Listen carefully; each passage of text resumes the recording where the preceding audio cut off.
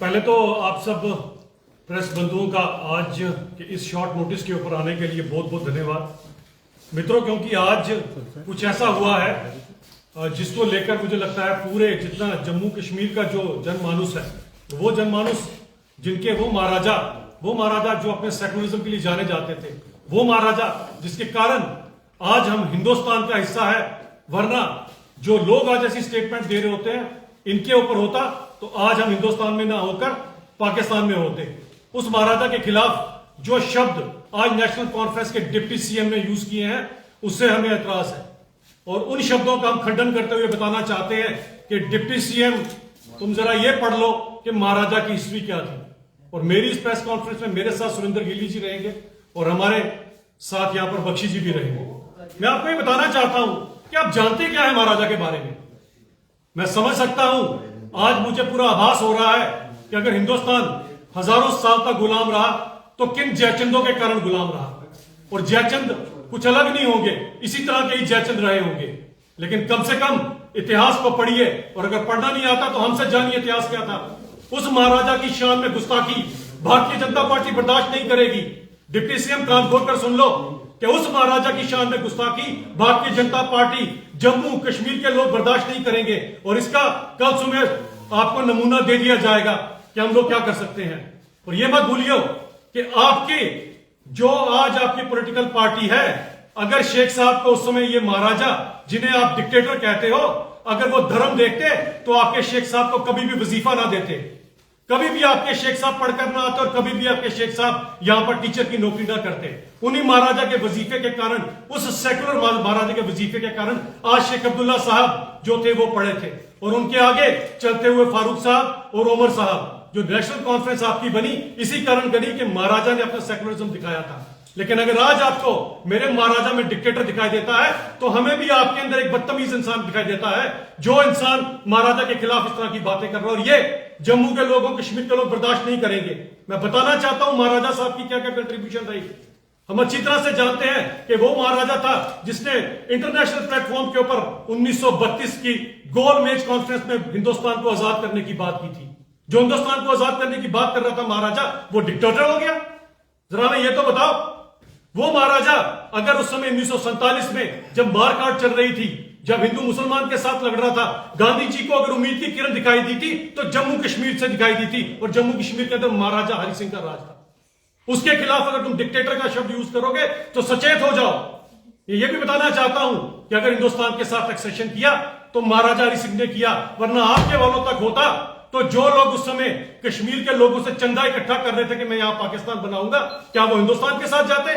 तो महाराजा के कारण हम आज हिंदुस्तान का हिस्सा है, उस महाराजा के खिलाफ डिक्टेटर का शब्द यूज करोगे, ये हम बर्दाश्त नहीं करेंगे।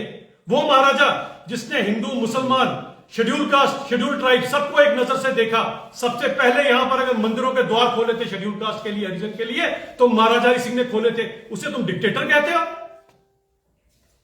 गुज्जर बकरवाल समुदाय के अंदर शायद हिस्ट्री नहीं पता, और हिस्ट्री बड़ी कमजोर है तुम्हारी। बताना चाहता हूं कि जब महाराजा के साथ एक दूसरी रियासत का महाराजा आ रहा था और एक गुज्जर बच्ची के ऊपर जब उसने अपशब्द कहे, महाराजा ने उसे अपनी कार से उतार दिया, चलती कार से उतार दिया। उस महाराजा को डिक्टेटर कहते हो?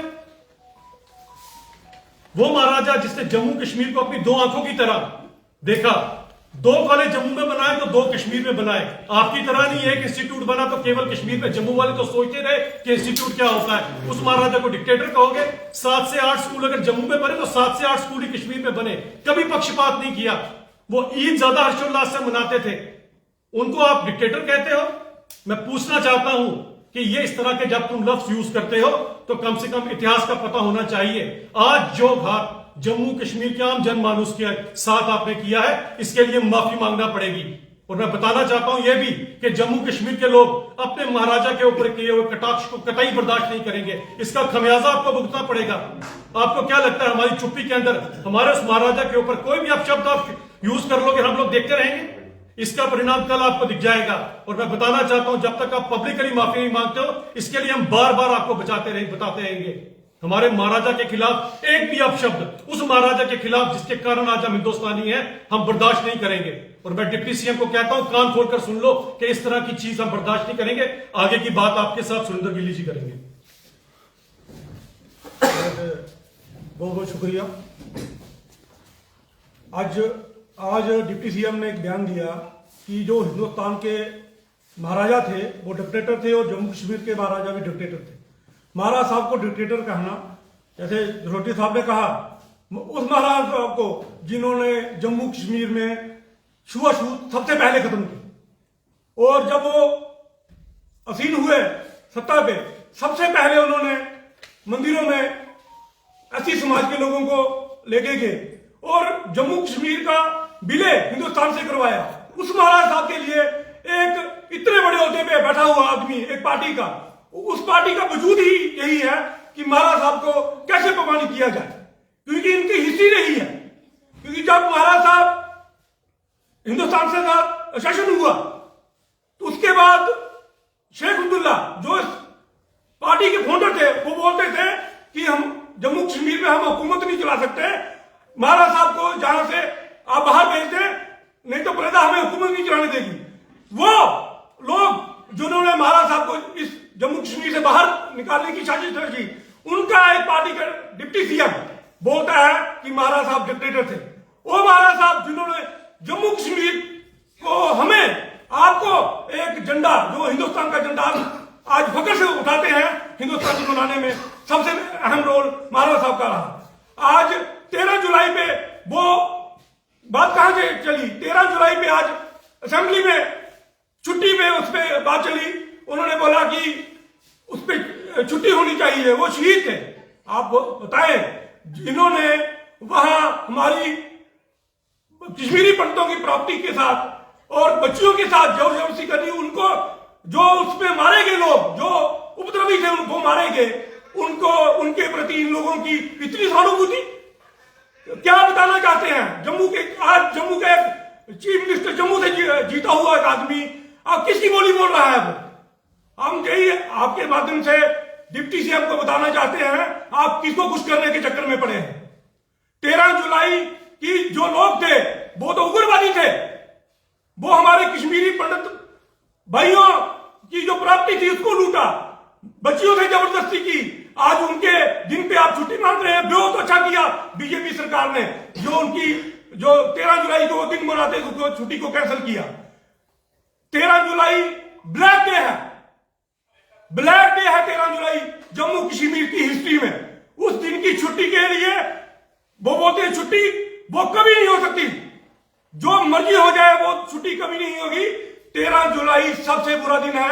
असेंबली में वो एक दूसरे को दौड़ लगी है कि हम इनसे ज्यादा बोले, पीडीपी बोलती है हम इनसे ज्यादा बोले, वो एक दूसरे को, लोगों को गुमराह करने की कोशिश कर रहे हैं। महाराज साहब के लिए जो डिप्टी सीएम ने जो भी बातें बोली हैं उसके लिए उनको माफी मांगनी चाहिए। और जो महाराज साहब की जो प्रॉपर्टीज हैं, मालाबार हिंद में, बॉम्बे में 8 कनाल जमीन फरूख अब्दुल्ला साहब ने 1981 में वो जमीन किसी को बेच दी, उसकी सीबीआई इंक्वायरी होनी चाहिए, उसकी उसमें बात होनी चाहिए।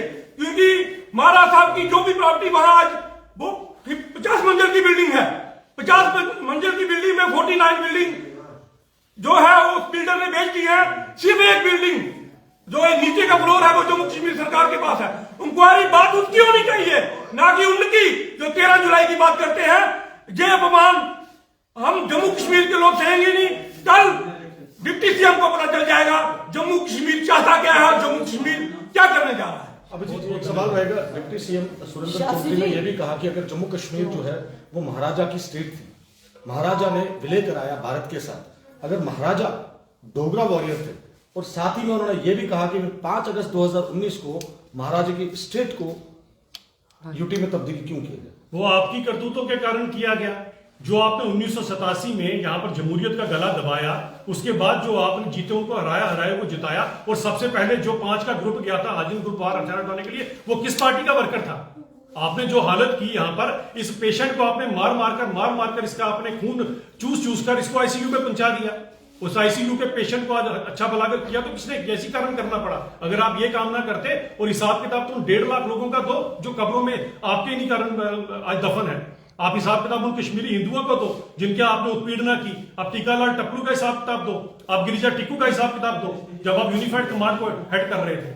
तो इस तरह की जब बातें करते हैं अपना कारण देखें किसके कारण ये सब कुछ किया गया है। और आज जिस तरह के अपशब्द ये यूज कर रहे हैं ये कतई बर्दाश्त नहीं किए जाएंगे। मैं आज समझ सकता हूं कि ये जो जयचंद है और खासकर ये जम्मू के जो जयचंद जो वहां पर मुझे लगता है कि इनके वहां पर इनकी बोली बोलना शुरू हो गए हैं। जम्मू के लोगों ने आपको वोट दिया है, वहां पर पहुंचाया है, इसका मतलब क्या है कि जम्मू के लोगों के खिलाफ बोलोगे, हमारे महाराजा के खिलाफ बोलोगे।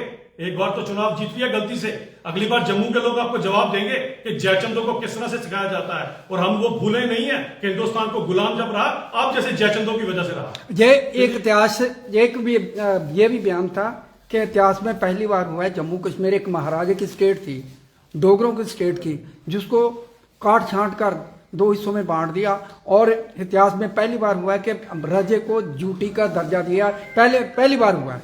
क्या कहेंगे इसके ऊपर आप? आपको इनके जरा बुजुर्गों का थोड़ा सा इतिहास निकालिएगा जो उस समय कश्मीर के लोगों से चंदा इकट्ठा कर रहे थे। किसने इकट्ठा कर रहे थे? मैं पाकिस्तान बनाऊंगा। महाराजा साहब ने हिंदुस्तान के साथ विलय किया।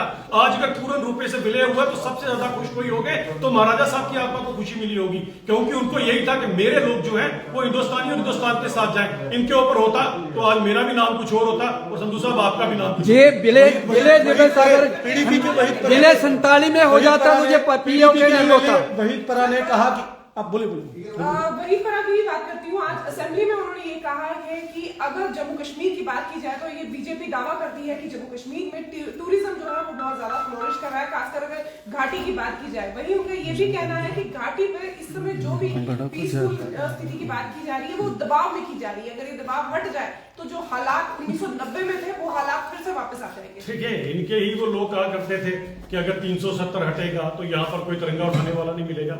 आज कश्मीर का कोने कोने में आपको तिरंगा उठाने वाला मिलता है। इनकी बातों पे ना जाया करें, इनका जब इतिहास निकालेंगे। अभी पिछले दिनों उनके बूथ वर्कर कौन थे आपको पता है, और हमें अच्छी तरह से पता है अबू दुर्जाना कौन था और अबू हमजा कौन था। इन लोगों की बातों को सीरियस ना लीजिए। तो जो सरोटिया साहब मैं अगर बात करूं, वहीद परा एमएलए वहीद परा ने कहा है कि भाजपा ने जो आज लैंग्वेज शहीदों के लिए यूज की है जो 13 जुलाई 1931 के, उनको लेकर गए तो माफी उनको मांगनी चाहिए। तो देखिए खुद जबरन अगर एनआईए की चार्जशीट जो खुद जबरन पुलवामा की बच्ची का निकाह अबू दुर्जाना जैसे टेररिस्ट से करा रहे हो और उसके बाद जो यहाँ पर बाराती बनकर गए हो, ऐसे लोगों को मैं सीरियस नहीं लेता। छोड़े जसरोटी साहब, जिस तरह से आपने कहा कि उस समय की बात है, अगर 47 में महाराजा विलय कर लेते जम्मू कश्मीर में, ये पीओ के हमारे हाथ में होता, गिलगित बल्टिस्तान हो जाता। ये डिले के कारण है जो बिल्कुल नहीं। बिल्कुल मेरी बात सुनिए, ये रामचंद्र जो काक है वो भी नहीं चाहते थे हिंदुस्तान के साथ विलय हो। इसी तरह से जो उनके महाराजा के जो थे राजगुरु थे वो भी नहीं चाहते थे। और जो हिंदुस्तान की बात करता था, विलय की बात करता था, उसके ऊपर जो है उसको गिरफ्तार किया जाए। इसकी मिसाल है मुल्क राज शराब की जो न्यूज़पेपर निकालते थे उसको बंद कर दिया था। संधू साहब थोड़ा सा हिस्टोरिकल फैक्ट पता होना चाहिए। मैं पूरा तथ्य निकाल के रखा है। बलराजपुरी की किताब है, उसको पढ़िए। फिर आप सवाल ही पूछते जवाब दे लीजिए अगर आप थोड़ा ध्यान रखें। ये इनकी गलतियों के कारण पीओजे के पाकिस्तान में चला गया, वरना महाराजा साहब ने अपनी पूरी की पूरी रियासत का विलय किया था। अभी भी इंस्ट्रूमेंट ऑफ एक्सेशन और वो जो ट्रीटी है उसको उठा के पढ़िएगा। गिलगित बल्तिस्तान ये सारे के सारे इलाके हैं इनका हुआ। आज भी गिलगित बल्तिस्तान के अंदर उन्हीं महाराजा के नाम के नारे लगते हैं, जिंदाबाद कहा जाता है। स्कॉट जो था जब